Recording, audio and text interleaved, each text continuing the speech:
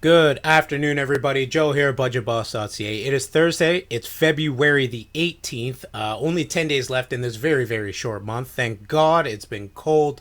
Shout out to everyone in Texas. I hope you're staying strong, making sure that you are keeping warm during this tough period of time.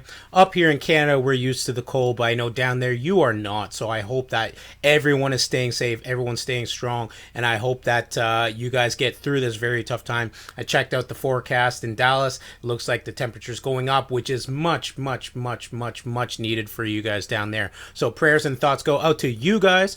First things first, though, let's make sure that we are liking, subscribing, and sharing the post. If you are on IG, make sure you double tap that screen, get the algorithm working for me. Make sure that you are liking on Facebook. Over 26,000 people have liked on Facebook. And if you would like to see more content, go to budgetboss.ca/blog, and you can see over 400 pieces of content that I've shared in the past 4 years, which I'm very proud of, and I hope you get some value out of that. So, two shout outs first. Number one, first shout out to my barber, Mr. Eddie at Elevated Barbers, for making me look so fresh. It's been 2 months since I've had a haircut, and I want to say this, and it's very, very important to me. As we start to reopen, make sure when we reopen and we're going back to the places that we couldn't go to, such as restaurants, such as your barbershop, such as the people that provide services that we love and need on a regular basis, that you tip your server, you tip your bartender, you tip the people that are actually been out of work so the rest of us could stay safe. Because first things first, these people couldn't work and they wanted to work. They've been struggling, they've been trying to get by, trying to make sure that they're paying rent at home and at the business that they support while having zero income coming in. So if you're gonna go there, you better be nice and you better tip well. Otherwise, stay the hell home, because no one has time for that. Make sure that you recognize what these people are going through. Small business men and women that have been struggling to get by during this hard period of time and not able to put a roof over their head and support their families. So when we're going back and we're taking care of these people, make sure we totally understand what they've gone through. Be nice, tip well, otherwise stay the hell home and order from Uber Eats, okay? Otherwise, I don't want to hear from you. I have no respect for people who don't treat these people well, so make sure you understand that. Second shout out of the day, it's going to go to my man. Happy belated birthday yesterday, Mr. Michael Jordan, the greatest of all time. 58 years young, and if you could see over my shoulder there, I have the Jumpman 23 poster, him jumping from the foul line. At Budget Boss, we respect and understand greatness, and this is what we want in our lives as well. So, happy belated birthday to Michael Jeffrey Jordan, worth $1.6 billion with a B, a man who was born in Brooklyn, New York, grew up in South Carolina. This guy turned his talents and success into a multi-billion-dollar empire, and it's lasted far beyond his playing days into now owning NBA franchise, the Charlotte Hornets, and much, much more, and giving back to his community that he loves so much. So shout out to Michael Jordan. You are still the greatest of all time. Much respect. Let's jump into the post I re-released yesterday. It is about one-page financial plans. Now, I like to keep things simple with my clients. The biggest thing for me is that the financial industry, people try to make it so complicated.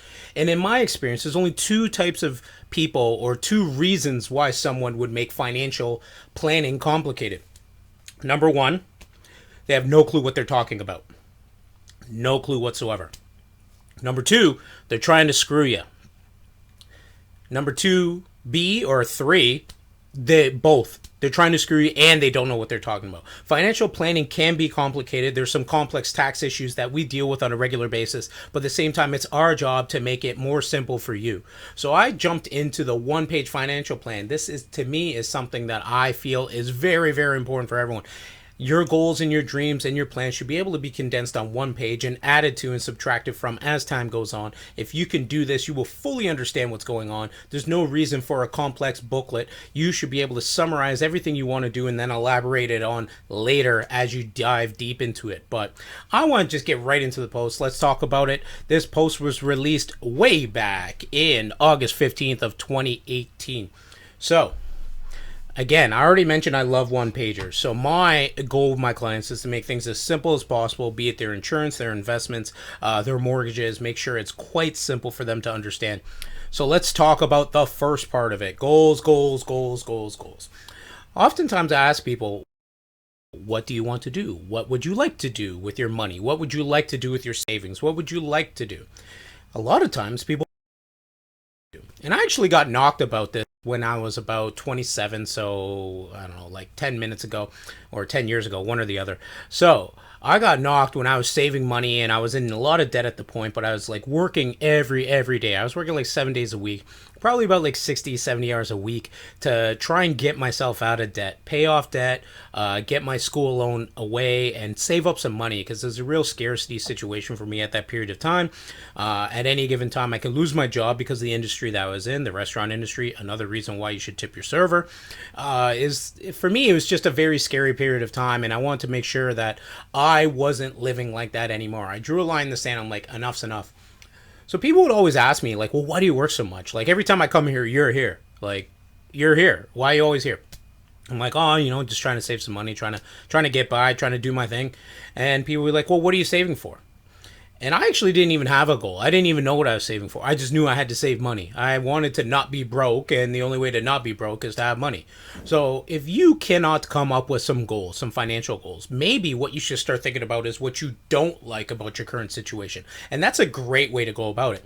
I don't like being broke, so therefore I need some savings. I don't like living paycheck to paycheck, so therefore I need a fully funded emergency fund. For me, oftentimes goals are things you don't like about your life, so you do what's necessary to prevent those things you don't like to come in and get in your way. That's like, that to me is a big goal. That's actually, for the most part, what goals are. Of course, we can all think of the sexy things like going on trips, retiring early, stuff like that. But when you're at that base level of existence and you're just trying to get started, you see around you is bad things like living paycheck to paycheck or a mountain of debt or whatever you got going on. And maybe one of your goals is just to not live like that anymore. So what I want people to do is jot down some things that you like and don't like about your current situation. And when you actually do that, what you can do is develop some goals. I don't like how I don't travel every year, so there's a goal. I don't like how I have 10 grand in credit card debt. That's a goal. Get rid of that. I don't like how I have to wait for my paycheck every 2 weeks and 1 week left before my paycheck and I'm broke again. I don't like that. That's called living paycheck to paycheck. That's how debt develops as well. So I don't like that. So what you want to do is make sure that you're writing down these things that you like and don't like and things you wish would happen. These are goals. And there's nothing wrong with not having concrete goals. But what you can do is, at least while you're trying to determine what your goals are in life, the big goals, the big ones, find a new job, all this stuff, start a career, start your own business, get your own thing going. You can write down the little things that you can change in your life that may be getting yourself to the point where you can take advantage of these big goals that you have. And you can't do any of that if you're in debt and you don't have savings. So jot down some goals. Think about it that way. So I give this example here in this post where it's like, for me, I give my goal, and this is when I wrote it, 2018, is I wanted my emergency fund to be bigger. I had 3 to 6 months. I wanted 1 year's worth of income in an emergency fund. So here was my one goal.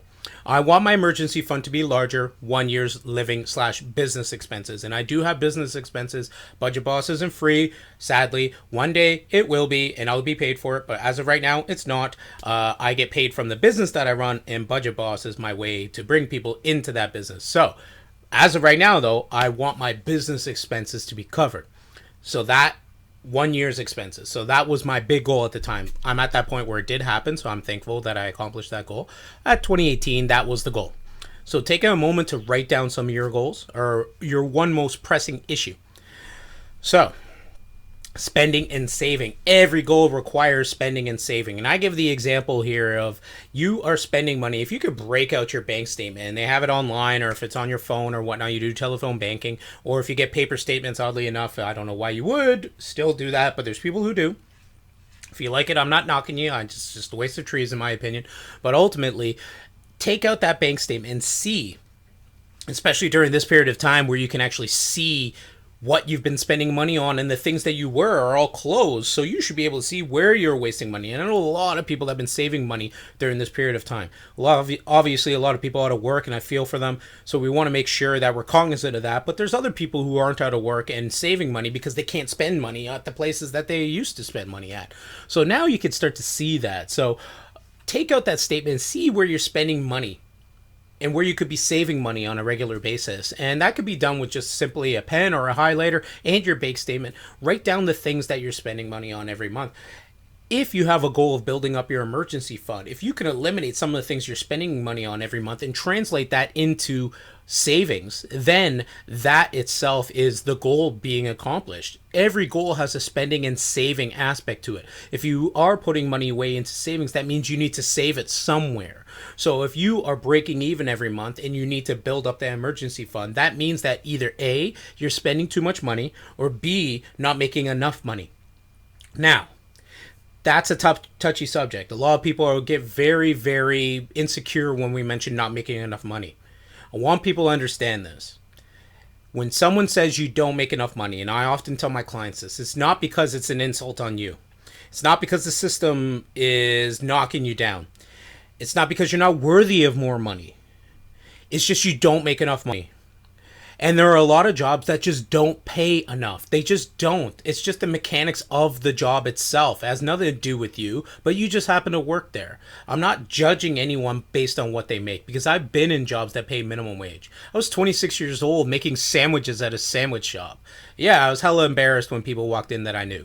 But I had to do it at the time because the place I worked at burnt down and I needed a job. So I did that for 3 months. So ultimately, when you recognize that you're not making enough money, something's got to change. And I'm not saying this as a knock on you. I'm saying this as a, I've been there. We got to do this. This is for your future, for your livelihood. You got to make more money. So if you're not making enough money, if you're spending too much money, or a combination of both, that means you need to change something. So you need to make more money, probably, and you need to spend less money, probably. Combination of both, more than likely. So every goal has a spending and saving component on it. And if you can narrow down the spending, up the income, you are going to be flying. And if you're not saving money every month, that means you are not making enough money or putting enough money away. Savings has to be part of your monthly budget. It has to be. I don't care who you are or what you make. You have to find a way to save money. And if that means changing jobs or finding a new career, then you have to do it, because you can't go from age 20 to age 65 and not save a cent. You can't do it. Can't do it. If that's going to be your life, that's going to be a very, very difficult retirement for you. I don't want that for you. I want you to be successful in retirement. So we got to find a way to put away at least a little bit of money every month to make our life a little bit better. That's my goal with my clients. So next one. This is the statement. I need to go out less and save more money, so I will cut back on one night of going out and put it into savings. So if you're going out once a week and it's costing you $100 a month, that means you could actually go out one less night a month or 2 less nights a month and save that $100, $200 a month and put it into savings to build up that emergency fund. Yes, this isn't as fun as going out, but being broke is not fun either. And don't talk to me about being broke. I've been broke. I've had my locks changed. I've been in these places. So you can't say to me and be like, well, you don't know. No, I know better than most. So I want people to understand, it's like, yes, choose your hard. Being broke is hard.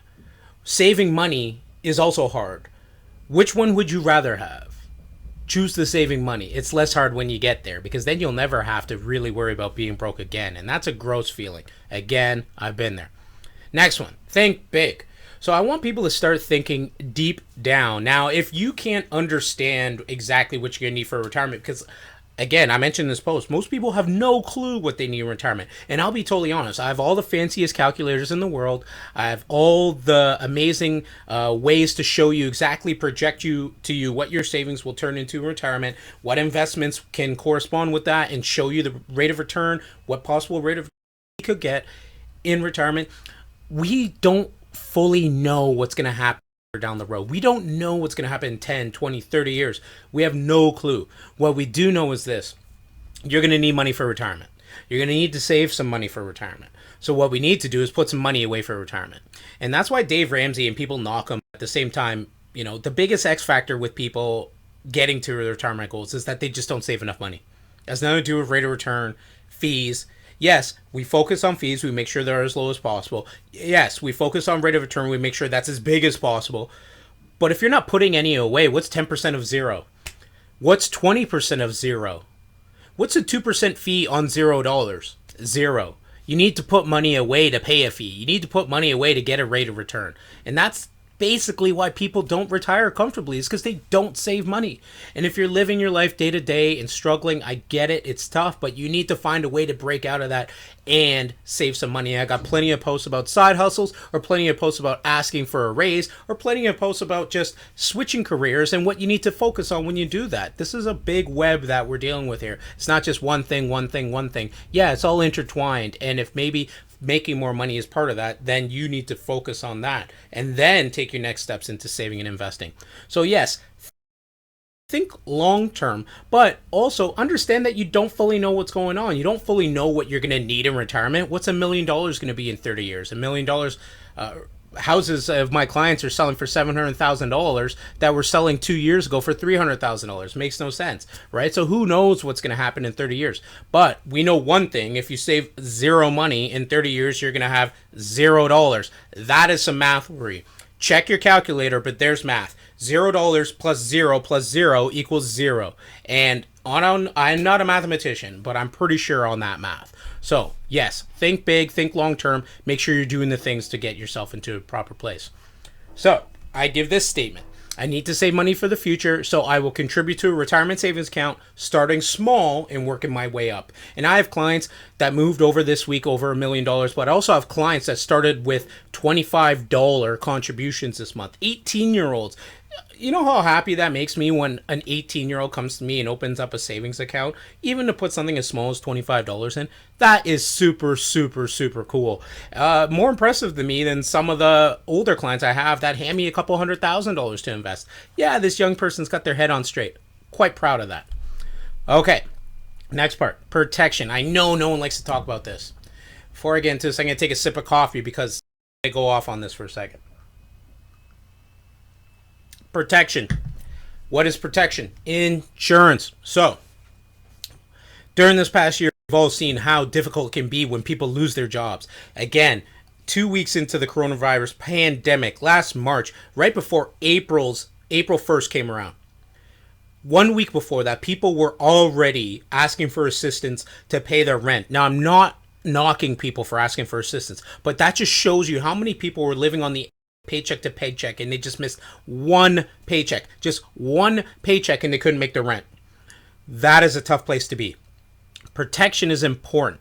When you get to a point where you actually have a stable job, when you get to a point where you have money coming in and you know you can make your bills, and you for your emergency fund, you've built up a bit of savings, you're not in debt, you need to make sure you're protecting yourself.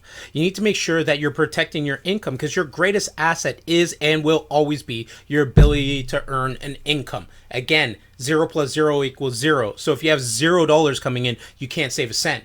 Now, if you're hurt, sick, or God forbid you die, that means your family is at risk by not protecting it. You need to make sure that you have affordable coverage, cheap coverage, term life coverage, critical illness, and disability coverage. I would rather someone who's up to their eyeballs in debt spend $15 and put it into a cheap term life insurance policy than take that $15 and pay off their debt, or take that $15 and save it.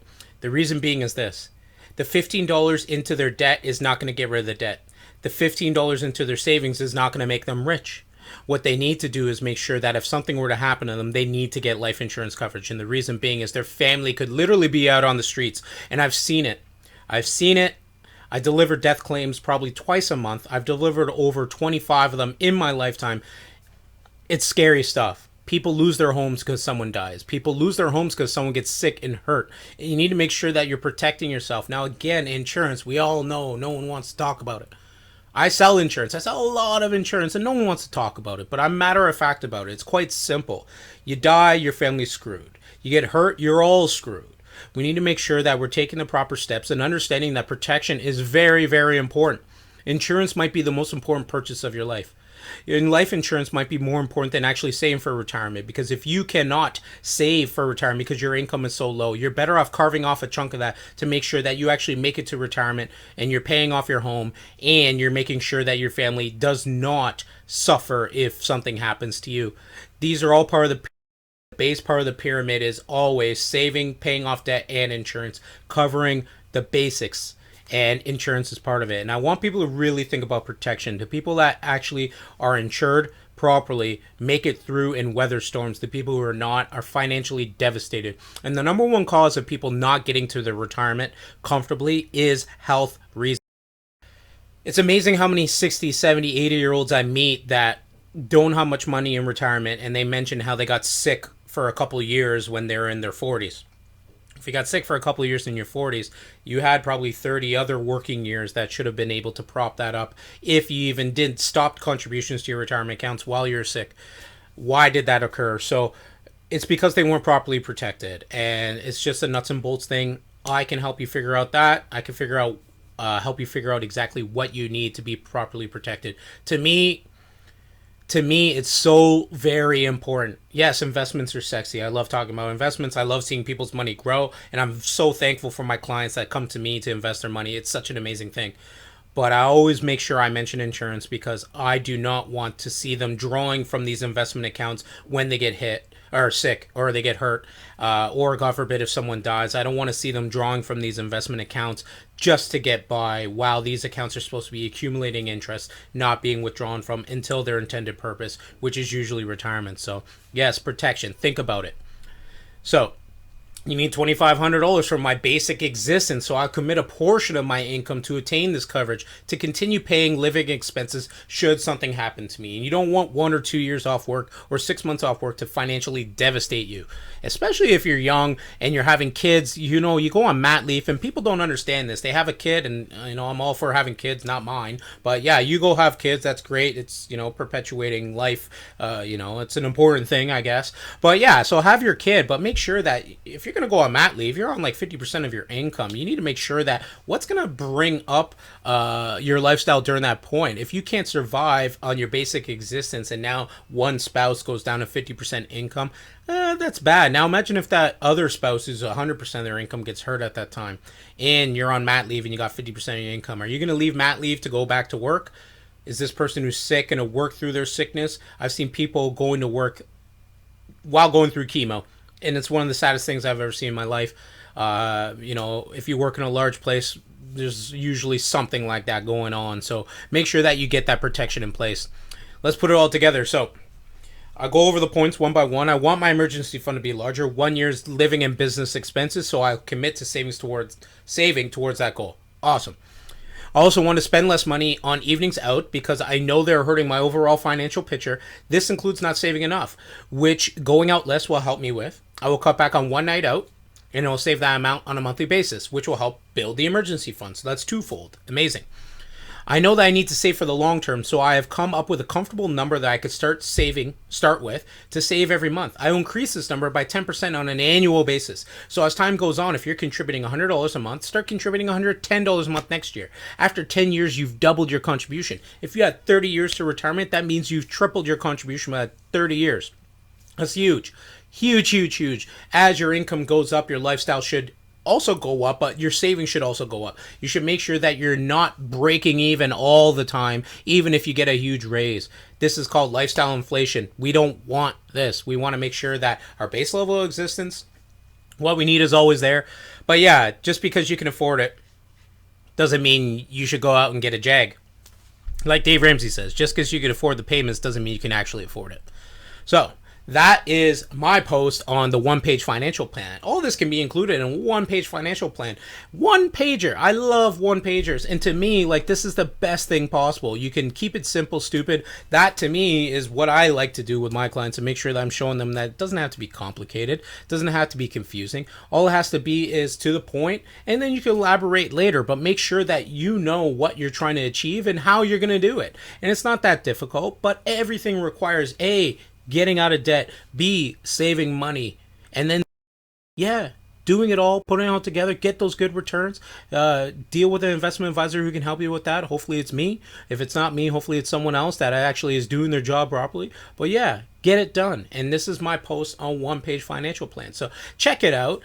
Make sure that you're going through and checking out all the content. I'm going to be releasing new stuff next week because this week's been pretty hectic. So I had to re-release a post because I just didn't have time to write a new one. Make sure you are liking, subscribing, following, and sharing this post. Get on YouTube and actually subscribe so you can see new videos that I put out all the time.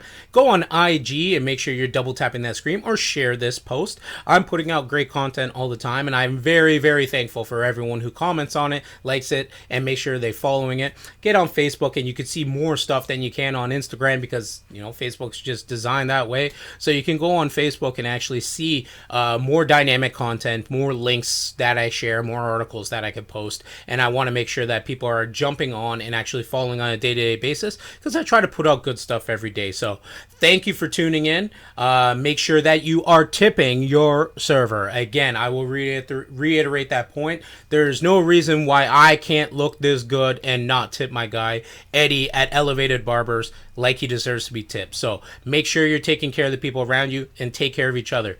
Peace, Texas.